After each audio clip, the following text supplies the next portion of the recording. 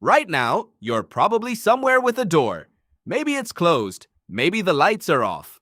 Nobody can see you. Nobody can hear you. And you've never once thought of that as strange.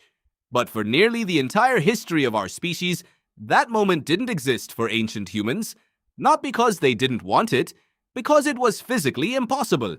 So what did ancient humans actually do every single night, with absolutely no walls, no rooms, and no privacy at all? For most of human history, an ancient human's entire world was small enough to shout across. Anthropologists studying hunter-gatherer groups have found that ancient humans stayed within just a few dozen feet of each other almost constantly, sleeping around the same fire, eating from the same food, moving as a single unit through the day. There were no walls, no separate rooms, no space that belonged to only one person, and this wasn't just how the unlucky or the poor lived. The strongest hunters lived this way. The respected elders lived this way. Every ancient human, without exception, lived shoulder to shoulder with the rest of the group every night for their entire lives. But that doesn't mean ancient humans had zero private life. It means they built it differently, out of agreement instead of stone. Researchers studying groups like the Hadza in Tanzania have documented a quiet, unspoken pattern repeated across many different cultures. When the fire burned low and darkness settled in, the mood of the group shifted, and everyone understood what that shift meant. If someone slipped a short distance away into the dark, no one followed, and no one asked why. In near total darkness with no artificial light, even a short distance was enough to become invisible. And the final piece was the most remarkable. Ancient humans simply agreed not to acknowledge what they clearly knew was happening. Anthropologists studying Central African forager communities noted that some of these groups had no word for privacy at all, not because they lacked the concept, but because the behavior needed no name. You simply didn't comment on what you didn't see. If you find this kind of overlooked human history genuinely fascinating, this is exactly the kind of thing this channel digs into every week, so hit subscribe if you want more of it. Then, around 10,000 years ago, everything changed. Ancient humans began farming, and farming meant staying in one place instead of moving with the seasons.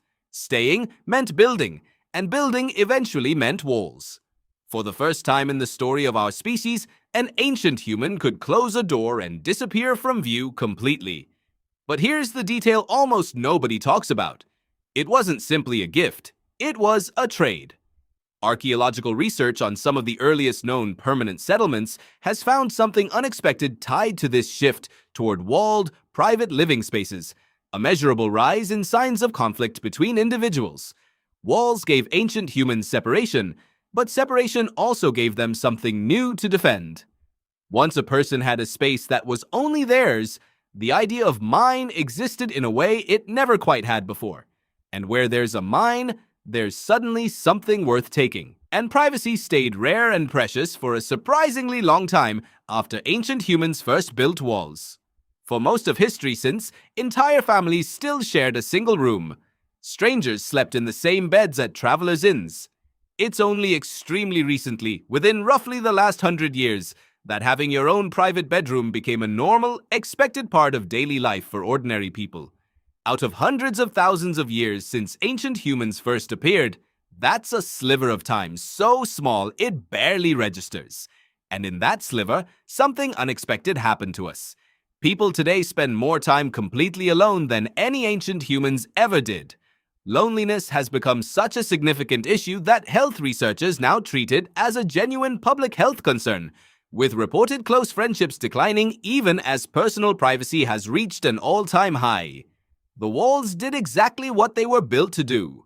And somewhere in that success, a lot of us ended up more disconnected from other people than ancient humans ever were. So think about that door again, the one you didn't think twice about closing tonight. For nearly 300,000 years, no ancient human ever had that option, and yet they weren't lonely the way we often are. They built closeness out of nearness, trust, and shared unspoken understanding because that was the only material available to them. We built walls instead, mostly to protect the very connection ancient humans never had to think twice about. And somewhere along the way, it's worth asking whether we've been quietly trying to find our way back to each other through them ever since.